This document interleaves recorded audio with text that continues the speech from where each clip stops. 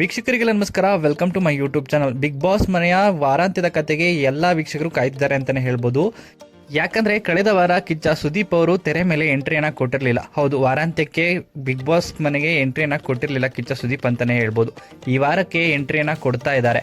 ಹಾಗಾಗಿ ಕಳೆದ ವಾರ ಏನಾಗಿತ್ತು, ಹಾಗೆಯೇ ಈ ವಾರ ಏನೆಲ್ಲ ಸರಿ ತಪ್ಪುಗಳಾಗಿದೆಯೋ ಅದರ ಬಗ್ಗೆ ಚರ್ಚೆ ನಡೆಯುತ್ತೆ. ಹಾಗೆಯೇ ಸರಿಯಾಗಿ ಕ್ಲಾಸ್ ಕೂಡ ನಡೆಯುತ್ತೆ ಅಂತಲೇ ಹೇಳ್ಬೋದು.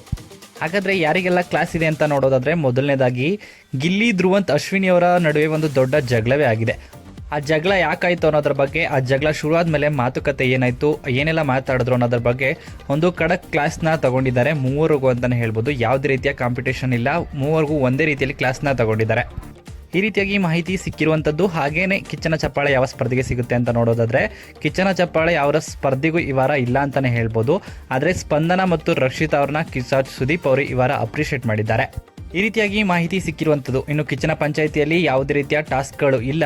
ಹಾಗೇನೇ ಈ ವಾರ ಯಾರು ಮನೆಯಿಂದ ಹೊರ ಹೋಗ್ತಾರೆ ಅಂತ ನೋಡೋದಾದರೆ, ಧ್ರುವಂತ್ ಅಥವಾ ಸ್ಪಂದನ ಇಬ್ಬರಲ್ಲಿ ಒಬ್ಬರು ಮನೆಯಿಂದ ಹೊರ ಹೋಗೋದು ಖಚಿತ ಅಂತಲೇ ಹೇಳ್ಬೋದು. ನಿಮಗೆಲ್ಲ ಗೊತ್ತಿರೋ ಹಾಗೆ ಸ್ಪಂದನನ ಸೇವ್ ಮಾಡಿ ಧ್ರುವಂತ್ ಅವ್ರನ್ನ ಕಳಿಸುವಂಥ ಸಾಧ್ಯತೆ ಜಾಸ್ತಿನೇ ಇದೆ. ಹಾಗೇನೇ ಈ ವಿಡಿಯೋ ಇಷ್ಟ ಆಯಿತು ಅಂದರೆ ವಿಡಿಯೋಗೆ ಲೈಕ್ ಮಾಡಿ. ಬಿಗ್ ಬಾಸ್ ಕನ್ನಡ ಸೀಸನ್ 12 ಮತ್ತಷ್ಟು ಹೆಚ್ಚಿನ ವಿಡಿಯೋಗಳಿಗಾಗಿ ನಮ್ಮ ಚಾನಲ್ಗೆ ಸಬ್ಸ್ಕ್ರೈಬ್ ಮಾಡಿ. ಹಾಗೇನೇ ನಿಮ್ಮ ಪ್ರಕಾರ ಈ ವಾರ ಬಿಗ್ ಬಾಸ್ ಮನೆಯಿಂದ ಯಾರು ಆಚೆ ಬರಬೇಕು ಅಂತ ನಿಮ್ಮ ಅನಿಸಿಕೆಯನ್ನು ಕಮೆಂಟ್ ಮೂಲಕ ಕಮೆಂಟ್ ಮಾಡಿ ತಿಳಿಸಿ.